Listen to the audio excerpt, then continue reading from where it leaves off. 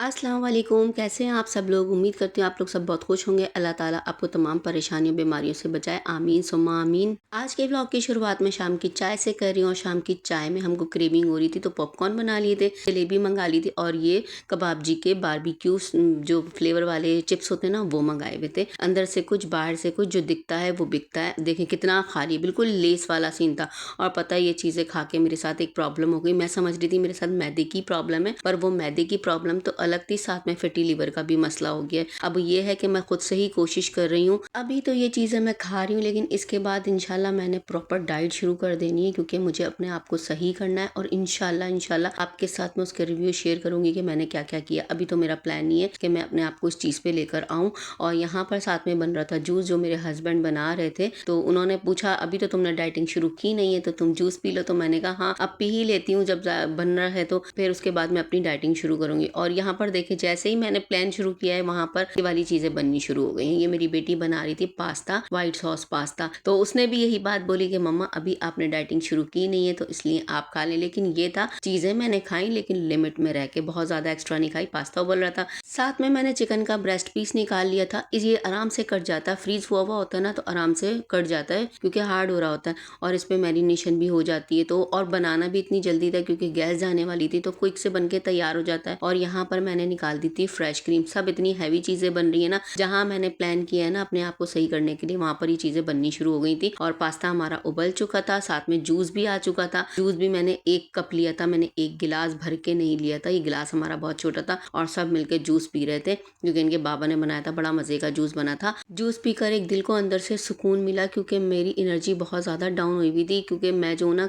थोड़ी बहुत चीजें अवॉइड कर रही हूँ खाने पीने में। और साथ में हमारा पास्ता भी बन के तैयार हो गया था, लग रहा है ना बिल्कुल रेस्टोरेंट स्टाइल पास्ता। तो ये बहुत मजे का बन के तैयार हुआ था, बस मैंने इसको रिकॉर्ड नहीं किया, क्योंकि मैंने आपको बताया कि मैं अपने आप को डाइटिंग पे लेके जा रही हूँ। अभी आहिस्ता आहिस्ता शुरू किए, अभी फुल शुरू नहीं किए, इसलिए थोड़ी थोड़ी चीजें मैं खा रही हूँ। देखिए मैंने कितना थोड़ा सा निकाला है, इसी वजह से कि मैं अपने आप को डाइटिंग पे लेके जा रही हूँ, ताकि मेरा फैटी लीवर जो है ना बिल्कुल खत्म हो जाए। इसीलिए मैं खुद से कोशिश में लगी हूँ और इंशाल्लाह इंशाल्लाह ये ज़रूर होगा कि मेरा फैटी लीवर ज़रूर ख़त्म होगा। जब इंसान मेहनत करता है ना तो फल भी उसका मिलता है। उसके बाद मैंने ले लिया था तरबूज। ये बहुत ज़्यादा फ़ायदा देता है, फ्रूट तो बहुत ही फ़ायदेमंद होता है फैटी लीवर वालों के लिए। नेचुरल फ्रूट तो खाने भी चाहिए, बहुत फ़ायदेमंद होते हैं। और सबसे ज़्यादा इसका बेनिफिट ये होता है जब इस पर काली मिर्चें और नमक डाल के खाया जाए ना, बहुत ज़बरदस्त बेनिफिट मिलता है इसका। तो ये था कि मैंने जो है ना तरबूज खाना शुरू कर दिया है, और ये बहुत ज़्यादा ग्रीन कलर का था, बहुत अच्छा निकला था। असल में ना अभी रमज़ानों में जब हम ले रहे थे ना तरबूज, तो वो बहुत ख़राब आ रहे थे, गले हुए भी निकल रहे थे।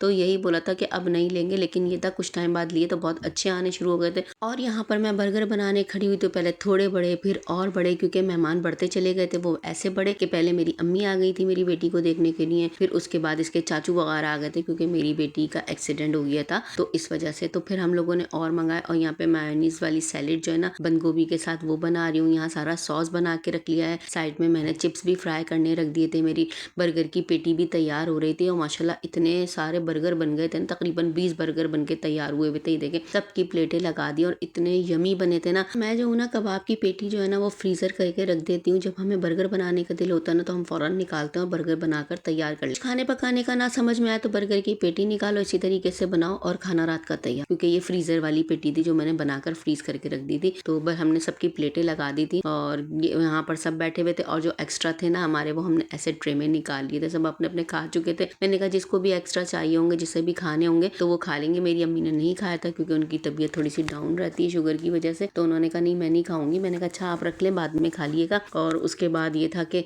मेरे बेटे के पेपर भी चल रहे हैं साथ में, तो अल्हम्दुलिल्लाह इसका आखिरी और लास्ट पेपर है, तो ये पेपर की तैयारियों में लगे हुए हैं। फिर उसके बाद एक हंगामा और हल्ला गुल्ला घर में शुरू हो जाएगा। सुकून होगा इसको भी और हमें भी, लेकिन घर में एक हंगामा ये होगा कि घर में लड़ाई झगड़े 24 घंटे का घर में रहना जो है ना, वो मुझे परेशान करेगा। कद में ये सब बच्चे लंबे हो गए हैं, पर अकल इन लोगों को अभी तक आके नहीं दे रही है। बहुत ज्यादा ये लोग परेशान करते हैं, क्योंकि जब घर में बच्चे हो ना तो शोर शराबा रौनक रहती रहती। जब सन्नाटा हो जाता है ना मेरे घर में, मैं इतना घबराती हूँ कि बस। अभी मैं आप लोगों से बात करी थी और यहाँ पर देखे मस्ती मजाक शुरू हो चुका है। अब ये मुस्तकिल चलता रहेगा और ये बहुत ज्यादा ही तंग करता है, क्योंकि इकलौता है ना हमारे घर में, इसलिए। लंबा तो हो गया है पर इसको अकल नहीं आके दे रही है।